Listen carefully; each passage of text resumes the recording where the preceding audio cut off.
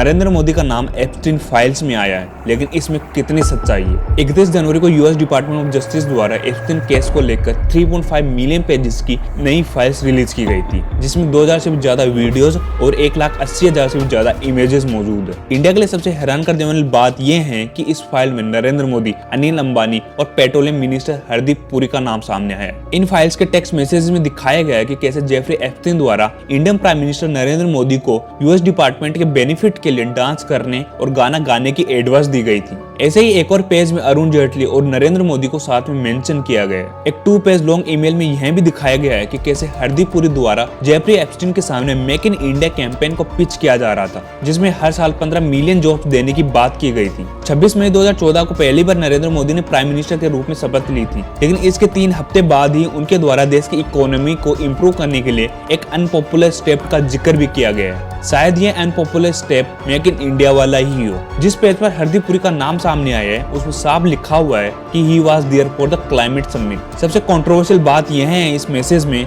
Girls word और इस line का मौजूद होना। लेकिन सबसे बड़ा सवाल यहाँ यह है कि क्या नरेंद्र मोदी का नाम किसी सेक्स रिलेटेड एक्टिविटी के लिए सामने आया है? ऑब्वियसली नहीं। जितनी बार मोदी को फाइल्स में मेंशन किया गया है वह या तो डिप्लोमेटिक कन्वर्सेशन थी या डिजिटल इंडिया और मेक इन इंडिया जैसे कैंपेन के लिए थी। यह बात सच है कि बीजेपी अक्सर रेप एक्यूज लोगों को सपोर्ट करती दिखाई देती है, लेकिन इसका मतलब यह नहीं है कि एप्स्टीन फाइल्स में नाम आने से वो भी इस केस के दोषी साबित हो जाएंगे। लॉजिकली आप ही सोचिए, अगर कल को आपका कोई बिजनेस पार्टनर या फिर फ्रेंड किसी एक्टिविटी के लिए पकड़ा जाता है और आपकी चैट लीक होती है जिसमें आप दोनों एक टोटली डिफरेंट टॉपिक के बारे में डिस्कस कर रहे होते हैं, तो इसका मतलब यह तो नहीं है कि आप भी उसके साथ इस एक्टिविटी में शामिल थे।